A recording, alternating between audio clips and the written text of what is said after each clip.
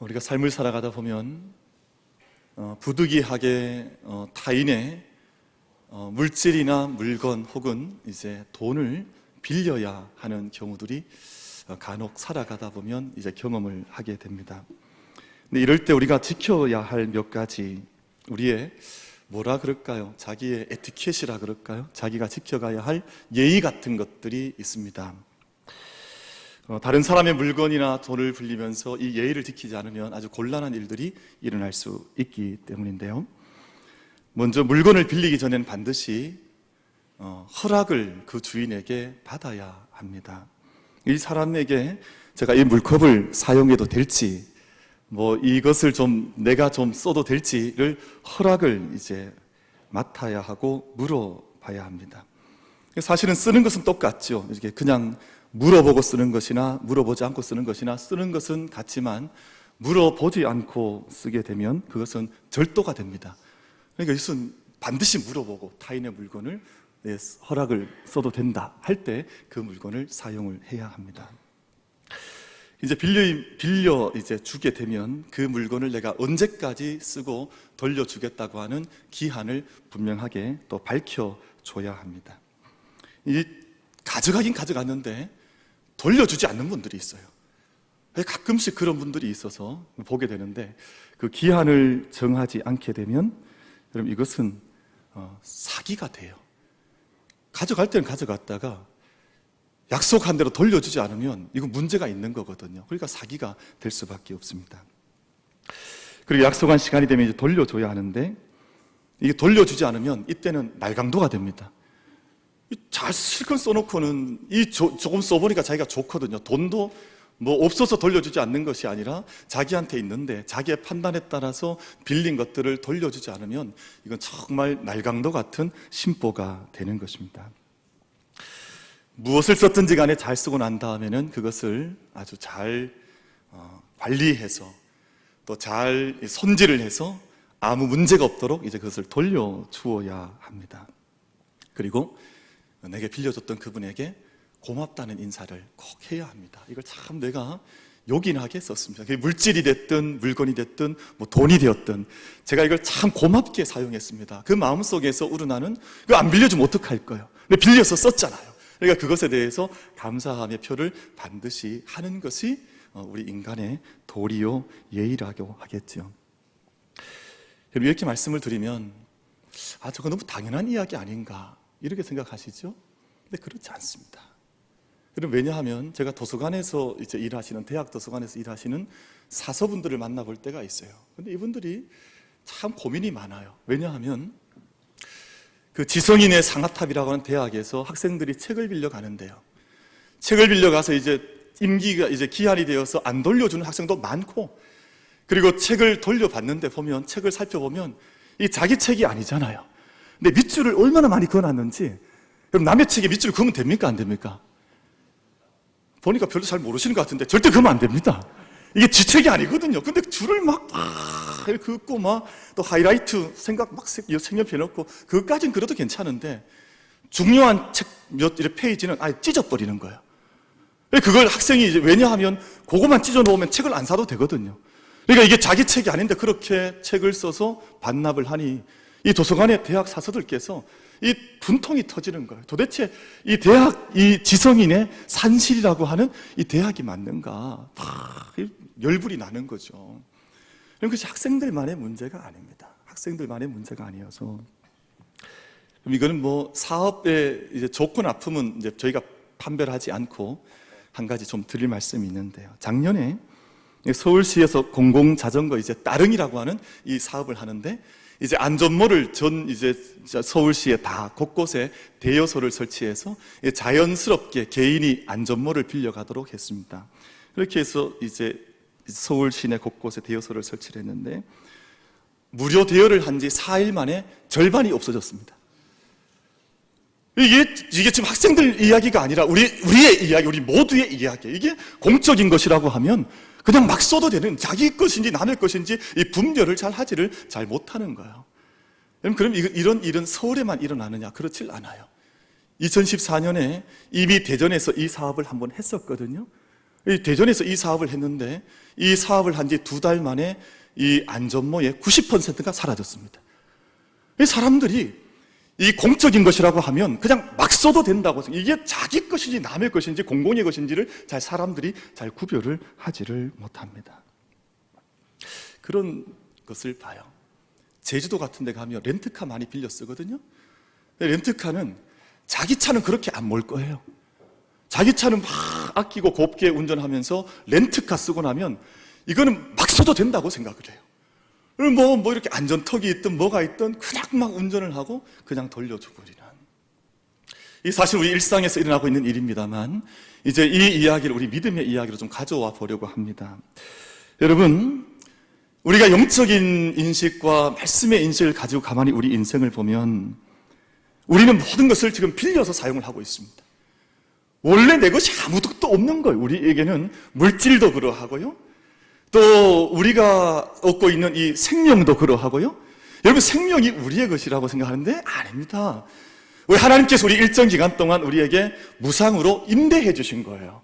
모든 것들이 다 그러해서요. 여러분, 우리 이 지구 환경도 마찬가지입니다. 오늘 우리 김원일 장로님께서 기도하실 때 이 땅의 이 환경 문제를 두시고 함께 대표 기도를 하셔서 참 감사했는데요. 여러분, 이게 물질이든 아니면 우리의 생명이든 아니면 이 창조, 이 환경 생태계의 모든 것이든 이게 우리 것이 절대 아니에요. 하나님께서 이 모든 것들을 우리 가운데 무상으로 이제 임대를 우리 가운데 빌려주시고 맡겨주신 것입니다. 욥이 그런 고백을 하거든요. 내가 모태에서 알몸으로 나와 싸운 적. 이전 성경에는 적신이라 표현했거든요. 내가 모태에서 적신으로 나와 싸운 적. 그 알몸으로 나왔다는 말이에요. 아무것도 가지고 온 것이 없어요. 원래 내 것이 아무것도 없는 겁니다. 내가 알몸으로 나와 싸운 적 알몸이 그리로 돌아가올지라. 주신 이도 여호와시오 거두신 이도 여호와이시오니 여호와의 이름이 찬송을 받으실지로다 라고 욥이 그렇게 고백을 하고 있습니다. 여러분, 내 것이라고 주장할 것이 없다 그 말입니다. 뭐가 내 것입니까? 내 물질이 내 것입니까? 생명이 내 것입니까? 여러분, 정말 내 것이라고 생각하시면 영적인 인식을 다시 한번 새롭게 해볼 필요가 있는 믿음의 자리에 있다, 그렇게 생각하셔도 아마 틀리지 않을 것입니다. 예수님께서 예루살렘을 입성하시는데 그 감람산 벳박이라고 하는 마을에 이르렀을 때에 이 두 제자를 보내시면서 저 건너편 마을로 가면 나귀 새끼가 있을 것이다. 그것을 이제 풀어내서 끌고 오라 말씀하시면서 누가 무슨 말을 하거든 주께서 쓰시겠다 하라 라고 말씀하십니다. 이 말씀의 뜻은 이 세상에 존재하는 어떤 것이든 주님께서 쓰시고자 하면 그렇게 쓰임받을 수밖에 없다고 하는 모든 소유권이, 모든 주재권이 하나님에게 있다고 하는 것을 주가 쓰시겠다 하라. 그 내어둘 수밖에 없는 하나님의 소유된 것임을 고백하는 말씀을 그렇게 주님께서 하셨습니다. 여러분, 그래서 우리는 모든 것들을 지금 렌트하고 쓰고 있습니다. 그러니까 우리가 함부로 쓸 수가 없어요. 내 생명 내 것처럼 쓰시면 안 됩니다. 내가 가고 싶은 것, 내가 하고 싶은 것, 내가 먹고 싶은 것, 내 욕망에 따라서 내가 마음껏 쓸 수 있는 것이 아니라, 왜냐하면 내 생명, 내 몸조차도 우리 하나님께 지금 무상으로 임대받아서 지금 뭐 값을 지불하고 쓰고 있는 것이 아니라 하나님께서 우리에게 무상으로 임대하셔서 어마어마한 은총 속에 우리 생명도 쓰고 있고 모든 물질도 쓰고 있고 이 우주 우리 생태계 자체를 우리가 함께 쓰고 있기 때문에 이것을 내 마음대로 우리가 함께 그렇게 막 쓸 수가 없는 것이잖아요. 그리고 언젠가 주님께서 내게 돌려달라 하면 그때는 정말 아름다운 모습으로, 정말 더 좋은 모습으로 하나님 앞에서 돌려드리는 거죠. 시골에 자랄 때 그런 경험이 있습니다.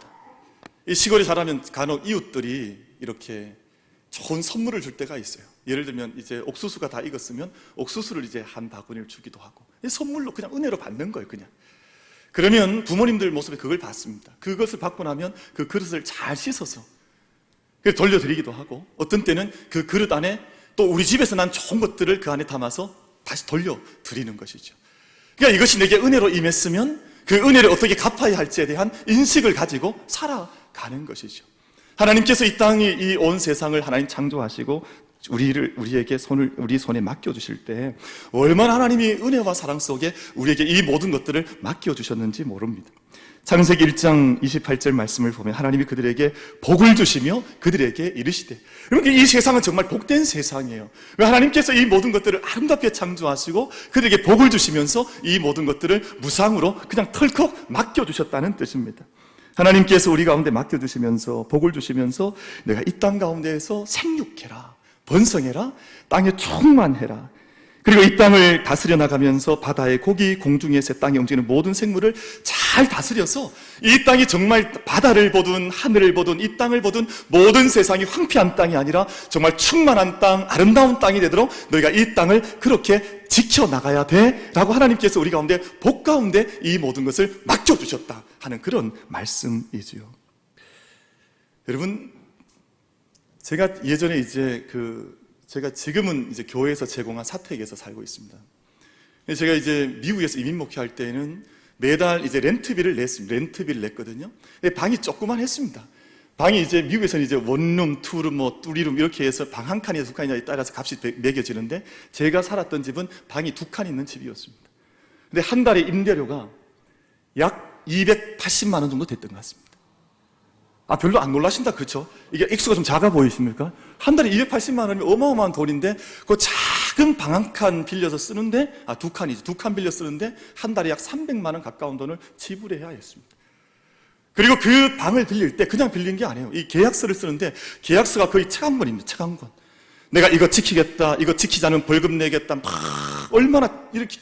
그러니까 그 앞에 앉아서 사인하는 데만, 우리나라 전세 계약은 간단하잖아요. 사인 한 번 하고 도장 찍고 몇 가지 간단하지만 이건 그 1시간 앉아가지고 계속 사인을 해야 그 방 한 칸 빌려 쓸 수가 있었습니다. 여러분, 그렇다면 이 넓고 큰 광활한 하나님께서 이 땅을 우리에게 임대를 마상으로 주셨다면 우린 정말 얼마를 이 땅을 위해서 지불해야 이 땅을 우리가 쓸 수 있습니까? 이 세상 사람들이 감사함이 없습니다. 이 세상에서 이 땅을 얼마나 우리가 은혜 가운데 빌려 쓰고 있는지를 잘 알지를 못하는 것 같아요. 얼마를 내야 이걸 우리가 빌려서 이걸 쓸 수가 있겠습니까? 아까 그렇게 해서 저희가 썼던 방이 예를 들어 18평 방이라 그러면 우리가 쓰고 있는 값을 하나님께서 너 값 내고 써 이렇게 하면 우리가 도대체 얼마를 내야 이 땅을 우리가 살아가는 것처럼 살아갈 수가 있겠습니까? 여러분, 그래서 우리가 이 사실을 생각하면서 내가 하나님께 참 이 모든 것들을 무상으로 내가 생명 이 땅을 받은 자이기 때문에 정말 창조 섭리에 합당하도록, 창조 섭리라고 하는 것은 하나님의 뜻이잖아요. 하나님의 마음에 합당하도록 내 몸도 관리를 하고 물질도 관리를 하고 우리 살아가는 모든 것들을 관리해 나가는 참 거룩한 청지기적 소명과 사명을 우리가 새롭게 인식해야 할 필요가 있습니다. 여러분, 그런데 우리가 아까 제가 예를 들었던 따릉이 모자를 가져가 버리는 사람들이나 혹은 도서관 줄 그었던 사람들이나, 제가 이 말씀 준비하면서 제가 많은 찔림이 있었습니다. 왜냐면 돌아보니까 저도 도서관에서 빌린 책에 줄을 많이 그었더라고요. 얼마나 죄송한지. 제가 이 말씀 준비하면서 남의 얘기가 아니라 제 얘기를 하고 있는 거예요. 죄송합니다. 제가 오늘 고해성사를 좀 하겠습니다. 저는 모든 책에 줄을 긋지 않으면 이게 책이 안 읽혀지는 사람인지라 저도 돌아보니까 참 많이 그었더라고요. 얼마나 죄송한지 모르겠어요. 여러분, 그러다 보니 이 지구 형편이 황폐화되어졌습니다. 여러분, 그러니까 이 땅이 지금 우리 장로님 기도하셨습니다만 황사가 날리고 미세먼지가 있고, 여러분, 이게 어려운 이야기가 아니라 우리가 하나님께 받은 무상 임대받은 이 땅을 우리 지구 전체 이 70억 인구가 잘 사용하지를 못했다는 거예요. 얼마나 아름다운 땅을, 온 우주에 이런 별이 없잖아요. 이 놀라운 이 지구라고 하는 별을 우리가 선물로 받았는데 우리가 잘 관리하지를 못했습니다. 여러분, 사람이 생존하기 위해서는 필수적인 요소들이 있는데요. 공기, 그리고 물, 그리고 땅이죠. 이것이 병들면 인간은 살아갈 수가 없는데, 여러분, 지금 문제는 이 세 가지가 다 병들어 간다는 거예요. 공기도 병이 들어가고 있고, 땅도 지금 썩어가고 있고, 이 물도 지금 그냥 마실 수가 없고, 하나님이 원래는 그냥 마실 수 있는 물로 주셨고, 공기청정기 없어도 살 수 있는 땅으로 주셨고, 모든 것들을 하나님께서 완전하게 주셨는데 인간의 욕망과 욕심이 너무 끝이 없다 보니 이 모든 것들이 지금은 우리는 이 기계에 의존하지 않으면 한순간도 호흡할 수 없는 그런 땅에 저희가 정말 심각한 위치에 저희가 서서 살아가고 있습니다. 제가 얼마 전에 어떤 교회 방문해 봤더니 그 교회는 교회 본당 안에도 공기청정기를 뒀더라고요. 식당에도 공기청정기를 갖다 놨어요. 이제는 그 기계를 의지하지 않으면 불안해서 살 수가 없는. 이게 괜찮은가? 저 요즘 아침에 눈 뜨면 어떤 열어보세요, 여러분. 당연히 성경을 열어보셔야 되죠. 근데 요즘은 눈을 뜨면 그날 공기가 어떠냐, 그것부터 보지 않으세요, 혹시나? 그럼 막 해골 이렇게 확 나타난 거 보지 않습니까, 여러분? 최악입니다. 절대 숨 쉬지 마십시오. 막 이런 거 보잖아요. 큰일이에요. 여러분, 어떻게 살아가시겠어요? 여러분, 어떻게 우리가 이 땅을 걸어가겠습니까? 정말 큰일 아니겠습니까? 그래서 우리가 잘 알고 있는 것처럼 이산화탄소나 메탄 같은 온실가스가 배출이 되어서 지구온난화가 심각하게 이제 남극에 사라진다는 거잖아요. 이제 모든 얼음도 사라지고 수면은 상승이 되어지고 땅은 없어져 버리고. 그러니까 그 반면에 또 개발도상국 같은 중국 같은 데는 사막화가 계속해서 일어나고 있고 하루에도 여의도 면적만한 땅들이 계속해서 사막으로 바뀌어간다는 것, 끔찍한 일들이 이 땅 가운데 일어나고 있습니다. 여러분, 이것이 우리의 영적인 부끄러움 민낯이기도 합니다. 여러분, 믿음이라고 하는 것을 영적인 어떤 스피리추얼한 것들에만 생각을 해서 와서 찬양 열심히 하고 막 여기서 기도 열심히 하면 난 내 사명 다 끝났다. 아닙니다. 하나님 우리에게 허락하신 이 생태 공동체를 우리가 얼마나 잘 은혜 가운데 받아서 정말 이 푸른 공동체를 하나님 앞에서 만들어 가는가 하는 것도, 우리에게 붉은색 은총이 있으면, 제가 언젠가 설교했습니다만 녹색 은총도 있기 때문에 우리가 십자가 은혜를 받은 사람은 이 땅을 푸르게 만들어 가야 할 푸른 사명을 갖고 있는 하나님의 자녀들로 우리가 살아가고 있는 것입니다. 제가 욕심을 너무 많이 부렸습니다. 제가 너무 무책임했습니다. 제가 너무 무절제했습니다. 제가 너무 이기적이었습니다. 여러분, 예전에 언제 한번 우리 가톨릭 그런 운동 한번 했었잖아요. 메아 꿀빠, 맥시마 꿀빠. 내 탓이요, 내 큰 탓이로소이다 고백했던 것처럼, 오늘 저희가 이럴 때 우리가 그냥 무책임하게 그냥 바라볼 것이 아니라 정말 나는 무엇을 시작해야 할까? 나는 무엇부터 내가 좀 내 삶을 좀 다시 한번 지켜가야 할까? 내 삶의 방향을 다시 잡아가야 할까? 우리가 물어보고 우리가 답변해야 하는 것인데요. 오늘 말씀을 보면 그런 말씀을 합니다. 이 땅에 있는 모든 피조물들이 허무한데 굴복이 되어져서 썩어짐의 종로로 타고 있다. 피조물들이 하나님께서 그 아름답게 만드셨던 이 땅의 모든 피조물들이 인간의 죄악 때문에, 여러분 창세기 3장에 나타나는 인간의 죄악 때문에 이 땅에 가시덤불이 일어나고 땅이 황폐화되어지고, 여러분 그 인간의 피조물에 굴복하는 것은, 피조물의 굴복은 인간의 죄 때문에 시작이 되었던 거거든요. 근데 지금은 그것이 훨씬 더 심화되어져서 지금 이 땅이 피조물들이 어두움에 황폐한 곳에 굴복하고 신음하는, 그래서 하나님의 아들들이, 하나님의 자녀들이 나타나기를 간절히 소망하면서 제발 좀 하나님의 자녀들이 나타나서 이 땅에 회복을 이루어갈 수 있도록 이 땅의 모든 피조물들이 신음하며 하나님의 자녀들을 기다리고 있다고 하는 것을 오늘 로마서 말씀을 통해서 우리 가운데 들려주고 계십니다. 여러분, 그래서 우리가 이 아침 함께 예배드리고 함께 주님 앞에 말씀 앞에 나아가면서 우리 다시 한번 다짐하기를 원하는 것은, 저와 여러분이 모두가, 예배하는 우리 모두가 진정한 하나님의 자녀들이 다 될 수 있게 되기를 주님의 이름으로 축복합니다. 여러분, 정말 이 땅의 피조물이 신음하는 그 신음소리를 들을 수 있는 사람, 성령의 탄식하는 탄식 소리를 들을 수 있는 그 사람, 그 자녀가 이 땅 가운데 나타나서 이 피조물을 돕고 생명을 살리는 일을 감당해 줄 수 있기를, 이 피조 세계가 탄식 가운데 그 사람, 하나님의 자녀들을 기다리고 있다고 하는 것을 오늘 본문이 우리들 가운데 들려주고 있습니다. 누가 하나님의 자녀일 것인가? 여러분, 오늘 로마서 8장 말씀은 성령장이라고 불리는 장인, 이 말씀을 읽어오면 누가 하나님의 자녀인가 하는 것을 매우 자세하게 잘 기록하고 있습니다. 누가 하나님의 사람인가? 누가 하나님의 자녀인가? 누가 하나님의 아들이고 딸인가 하는 것을 정확하게 말씀하는데요.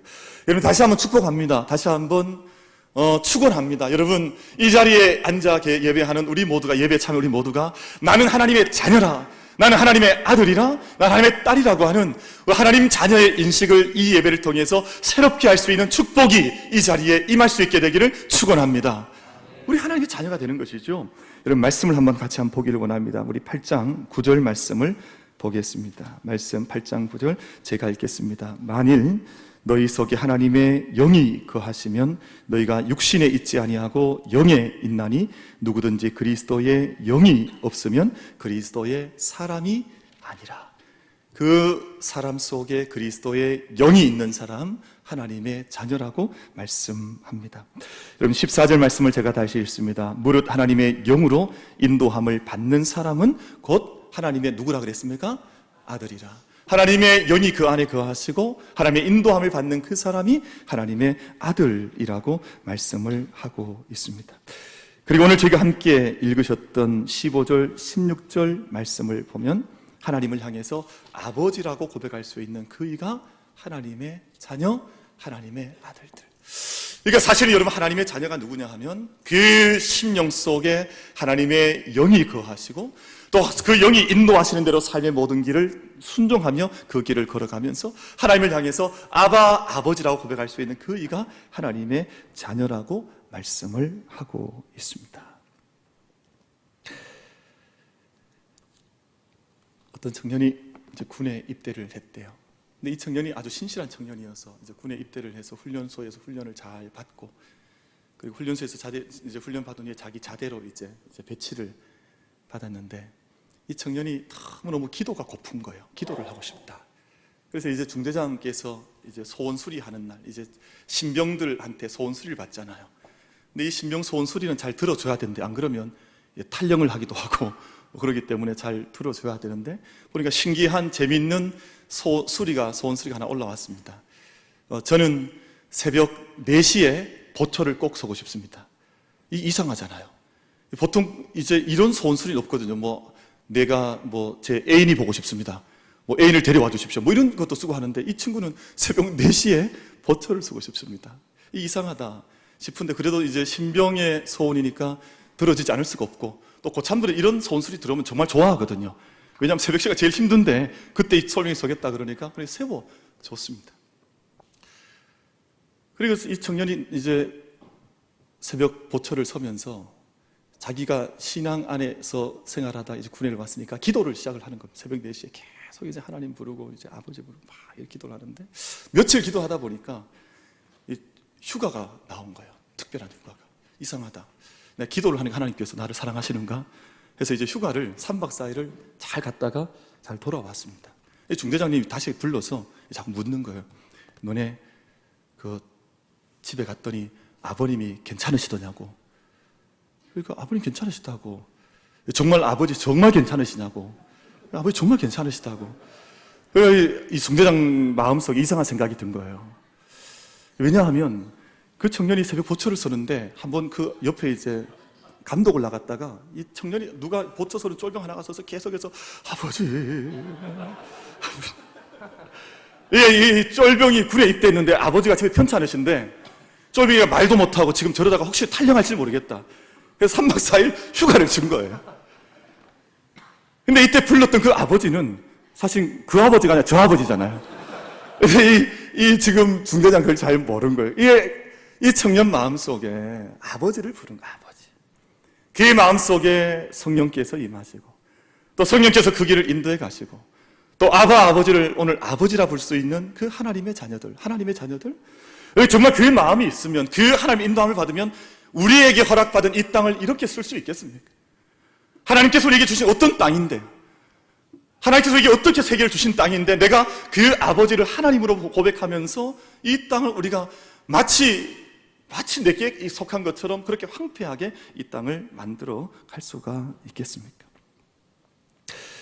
여러분 무엇보다 피조물이 기다리는 하나님의 자녀들은 이 땅에 주어진 모든 것들이 하나님의 것임을 기억하면서 이 땅을 정말 새 하늘 새 땅 하나님께서 주실 것입니다만 이 땅을 하나님께서 맡기신 땅답게 만들고 관리하고 지켜갈 수 있는 사람들이 바로 하나님의 바로 자녀들, 아버지를 아버지라고 부르는 자녀들의 삶이 되는 것이죠. 여러분 하나님의 자녀들 이때 힘이 납니다. 어제도 제가 봤더니 장로님들 또 우리 관리부 또 교회 환경미화부 이런 식구들께서 교회를 얼마나 아름답게 꾸미려고 애를 많이 썼는지 몰라요. 그럼 여러분 그때 보는 곁에서 지켜보는 사람들 마음속에도 가슴 뿌듯한 감동이 오거든요. 여기에 꽃이 심겨지고 저기에 나무가 심겨지고 저도 오늘 아침에 이제 교회 올라오면서 예전에 몇 년 전에 그 관리를 맡으셨던 장로님께서 심으셨던 나무들이 이렇게 있어서 지금도 이렇게 잘 자라고 있고 자리를 잡고 있어서 마음에 뭉클하는 감동을 받았습니다. 이 나무를 이렇게 관리해 주셨으니까 우리가 또 이 은혜 누리는구나 하는 마음에 감동을 받았거든요. 우리가 그런 것이죠. 우리는 기쁨의 이유가 다른 것입니다. 하나님의 자녀들, 피조물의 음성을 듣는 사람들은, 그 탄식을 듣는 사람들은 내가 언제 기뻐할 것이며, 내가 왜 살아가야 하는 것이며, 내가 어떻게 살아가야 하는 것인지에 대한 삶의 의미, 목적, 삶의 모든 은혜를 받는 통로 전체가 이 세상 사람들과는 다 다른 것입니다. 하나님 말씀을 받고 기도의 자리에 나가면 은혜가 되고, 또 우리가 이 땅을 잘 관리하여 하나님의 땅으로 바뀌어가면, 내 마음속에 기쁨이 올라오면 그 사람이 하나님의 자녀로 이 땅을 살아가는 사람들입니다. 여러분, 세상 사람들은 잘 그렇지 않거든요.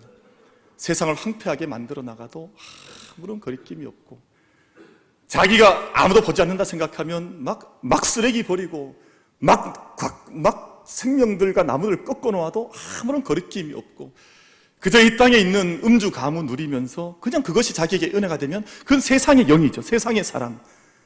이 세상의 생명을 억압하면서도 아무런 거리낌이 없는 사람은 세상의 영을 받은 사람들이, 세상의 영에 임한 사람, 하나님의 자녀들, 피조물의 탄식을 듣는 사람들은 그렇지 않습니다. 하나님께서 주시는 그 모든 은혜의 길에 들어갈 때 내 영혼이 살아나는 것을 느끼게 되고, 영혼과 이 땅의 생명이 살아나는 것을 보게 되면 그때 내 안에 충만함을 느끼게 되는 그 사람들, 아버지를 그 순간 고백하게 되고 찬양을 올려드리게 하게 되는 그 사람들을 이 땅의 피조물들이 기다리고 있다고 하는 것입니다.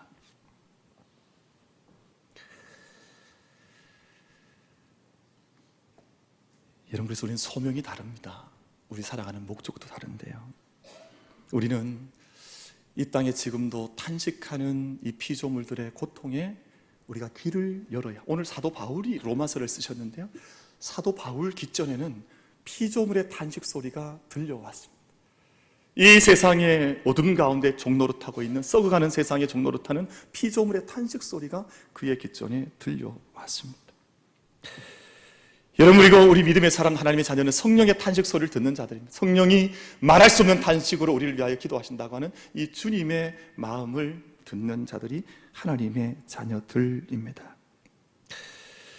여러분, 성령의 사람들은 자연의 탄식도 듣고 성령의 탄식도 들으면서 우리가 이 땅 가운데에서 하나님의 이 에코시스템이라고 하는 것이 이게 분리되고 단절되어서 나 혼자 잘 먹고 잘 살면 끝나는 것이 아니라 자연이 죽으면 우리도 죽는 거라고 하는 공동의 운명을 인식하면서 하나님의 생명을 내가 받고 내가 받은 생명을 세상과 사람들에게 전하는, 여러분, 이것이 사람에게 전해지면 이것이 선교가 되고 전도가 되고, 또 우리가 이 땅을 향해서 전해지면 이것은 환경 생태를 관리하는 환경 지킴이가 되어지고, 이게 방향만 다르다 뿐이지 하나님께서 받은 은혜를 이 세상과 나누는 것은 전혀 차별이, 구별이 없는 것입니다.